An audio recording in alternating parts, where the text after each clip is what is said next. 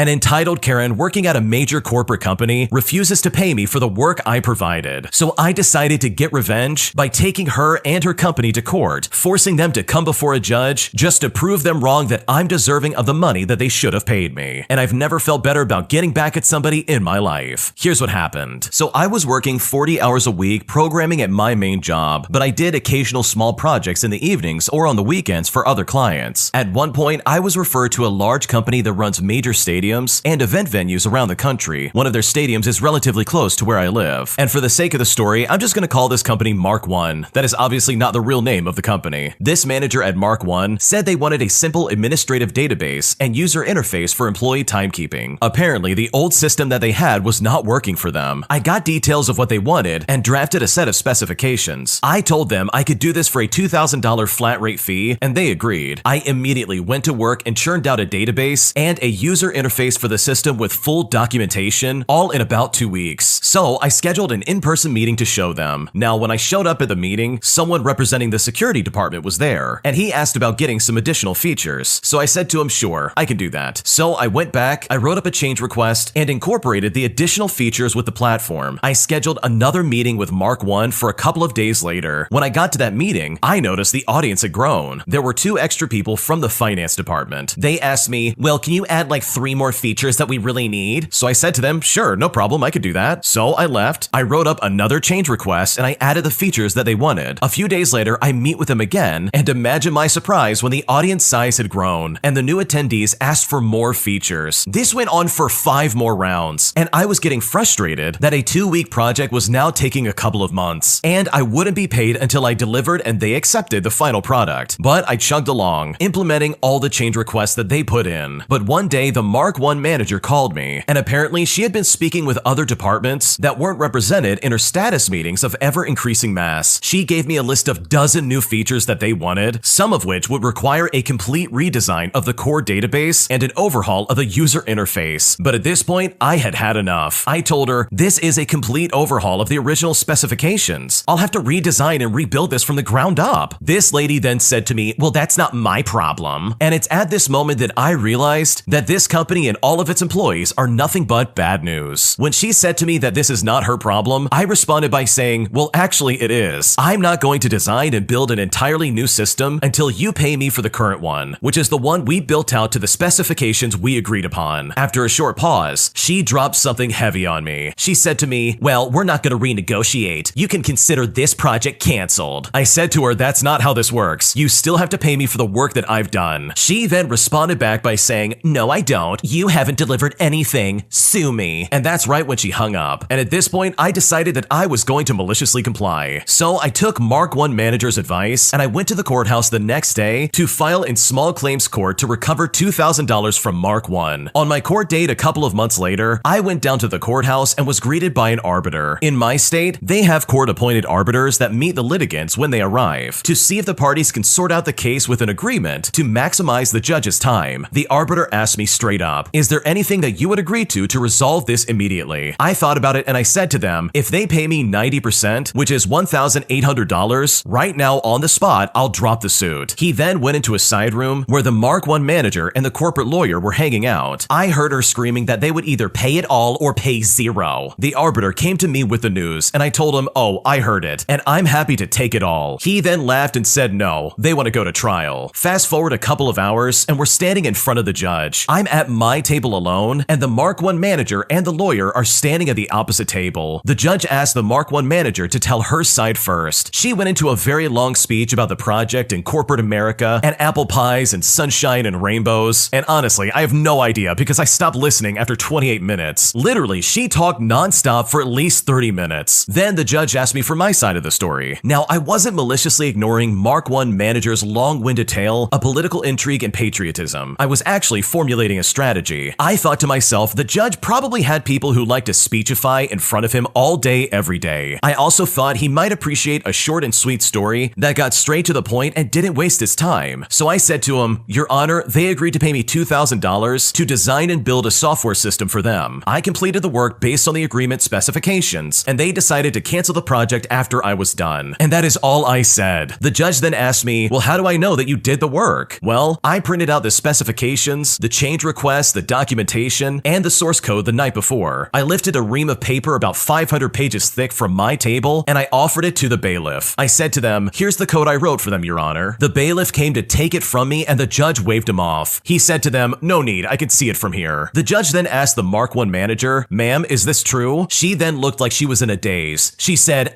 yes. And that's when the judge said exactly what I was hoping for. He said, "Then I fine for the plaintiff in the amount of $2,000. About a month later, Mark I still had not paid me. So I called the county sheriff and explained. I sent him the court judgment documents and he said, "Oh, no problem, they'll pay." The sheriff then actually called me later that day. He was on his cell phone and I could hear him talking to the Mark I manager. He told her to cut a check for $2,000 right now or he was going to rip her computers out of the wall and auction them off until the judgment is satisfied. Now, I don't know if he had the authority, but the sheriff seemed to have a grudge against Mark I, and he was reveling in the opportunity to dog them out. Now, apparently, Mark I believed that this guy had the authority because, to make a long story short, the sheriff had a $2,000 check in his hand about 15 minutes later, and it was in my mailbox about a week later. And I've never felt better about getting back at somebody who clearly was trying to take my money. That is an awesome story. I can't imagine doing 500 pages worth of code and then having some stupid Karen of a manager step in and be like, "Oh, we're not paying you. If you don't like it, you can try and sue me." Like, lady, you don't know what you're getting into. That is so unfair, it's not even funny. I can't stand people who act this way. They're never honest with anybody around them, and they also treat people like garbage all because they feel like they have some kind of like air of superiority. Like, lady, all you had to do was pay this guy and hire somebody else. But you can't pretend that he didn't do his job and that you people are just weird and wanted more things all the time. Because that's all that happened here. These people kept coming back and asking for more, and it was stuff outside of what he designed and said, "Okay, this is what I will do." This is also not a question of if he could or couldn't do it. The original poster is clearly very smart. They're obviously qualified for the job. But let's say hypothetically I'm building a house and then my client comes back and says,